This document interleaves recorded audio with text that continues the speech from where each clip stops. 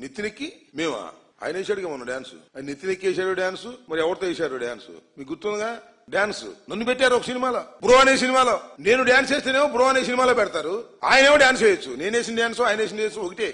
అప్పుడు తర్వాత దాన్ని పొలిటికల్ డాన్స్ వేసాను నేను, అది వేరే విషయం. ఆ నెక్స్ట్ సంక్రాంతికి మళ్ళా నేను దాన్ని మిక్స్ చేసి పొలిటికల్ డాన్స్ వేసా. That is true. పొలిటికల్ విమర్శతో కూడుకున్నటువంటి డాన్స్ వేసా. పవన్ కళ్యాణ్ గారు అన్నదాని మీద వ్యతిరేకంగా డాన్స్ వేసా.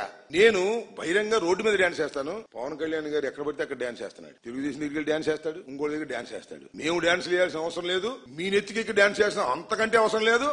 మీరు డాన్స్లు వేసుకుంటున్నారు. గ్రామాల్లోకి వెళ్ళండి. పవన్ కళ్యాణ్ గారు గ్రామాల్లో తెలుసుకోండి. జనసేన నెత్తి మీద ఎక్కి డాన్స్ చేస్తున్నారు తెలుగుదేశం వాళ్ళు.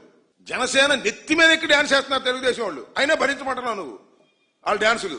మేము డాన్స్ చేయము. డైరెక్టే మాది. మేము మీతో పోరాటం, మీతో రాజకీయ విమర్శ, రాజకీయ ఎత్తుగడలు, రాజకీయంగా ప్రత్యర్థులు. మీరు మిత్రులు. మీరు బాగానే ఉన్నారు.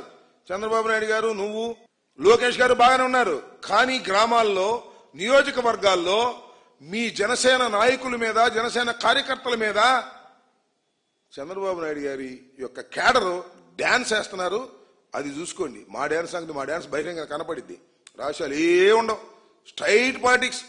జగన్మోహన్ రెడ్డి గారు ఆడేది స్ట్రైట్ పాలిటిక్స్ తప్ప డొంక తిరుగుడు పాలిటిక్స్ ఉండవు అనే విషయం మీరు జగన్మోహన్ రెడ్డి గారు రాజకీయాల్లోకి వచ్చిన దగ్గర నుంచి ఇప్పటి వరకు చూడండి.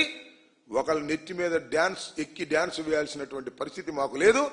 డైరెక్ట్ గానే దానికి సమాధానాలు చెప్పేటటువంటి పరిస్థితి మా దగ్గర ఉంటుందనే విషయాన్ని దయచేసి గమనించాలని మనం చేస్తాం.